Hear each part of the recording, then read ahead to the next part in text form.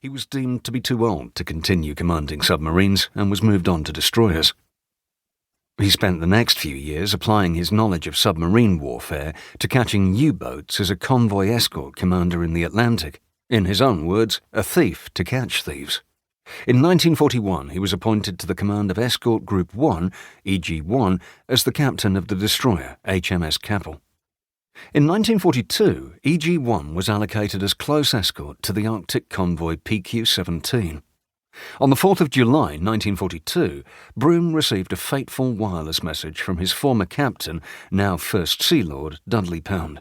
It read, 2136, most immediate, May 2123. Convoy is to scatter. It was the First Sea Lord's belief that the convoy was about to be attacked and potentially destroyed by the German battleship Tirpitz. Broome was otherwise unaware of this threat to his charges, but was obliged to pass on this command to the merchant ships of the convoy. This he did by flag signal and by sailing alongside the cargo ship River Afton in order to communicate directly with the Commodore leading the convoy, Merchant Captain John Dowding. Broome recalled this conversation as follows. Keppel to Commodore. Sorry to leave you like this. Goodbye and good luck. It looks like a bloody business. Commodore to Keppel. Thank you. Goodbye and good hunting. Broome, HMS Keppel and the rest of EG-1 then turned away from the convoy to engage what they assumed to be the German battleship and its consorts approaching from just over the horizon. In fact, Tirpitz had yet to put to sea, and Pound's message instead condemned the ships of the convoy to piecemeal destruction by German submarines and aircraft. River Afton would be sunk by a U-boat the following day. Only 11 of the 35 ships in the convoy reached their destination in what became a notorious maritime disaster. Captain Broome carried the burden of that day for the remainder of his life, and when in 1968 David Irving wrote a book about PQ-17 blaming Broome for the disaster, Broome sued for libel. He won damages in court and was inspired to write his own account of events. The case hinged on the testimony of those involved, but also on a massive evidence in the form of signals, those sent to and from the convoy and its escorts, and to and from the Admiralty and Home Fleet. These messages were not only the key to understanding what had happened on the 4th of July 1942, but were in many ways the direct cause of what took place. Broome made this point repeatedly in his book, commenting, most important of all were the signals, the vivid, authentic framework on which that melancholy episode was built. Signals which created, operated, sailed with, and eventually killed PQ-17.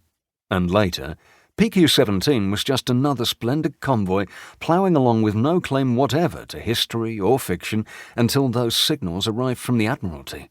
The order given in the final signal had to be obeyed or ignored. To my dying regret, I obeyed it. Broome's point was that after the advent of wireless, signals and the orders of intelligence they conveyed or did not convey were a fundamental part of naval warfare.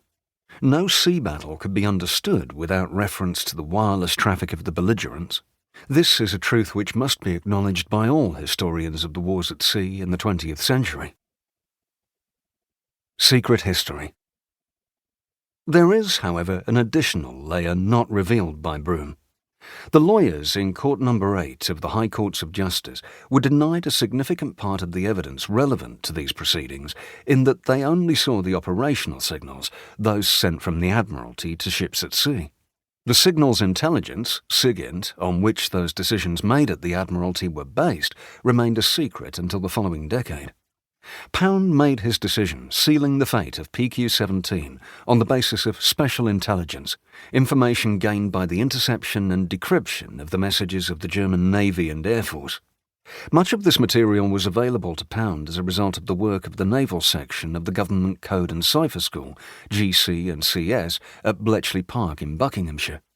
It was not until the mid-1970s that the existence of this organisation was revealed publicly, and it was only in 1977 that versions of the original intercepted messages that had been passed from Bletchley Park to the Admiralty back in 1942 were released.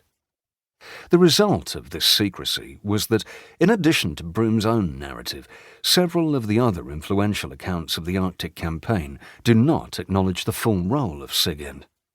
The official history of the campaign, which occupies several chapters,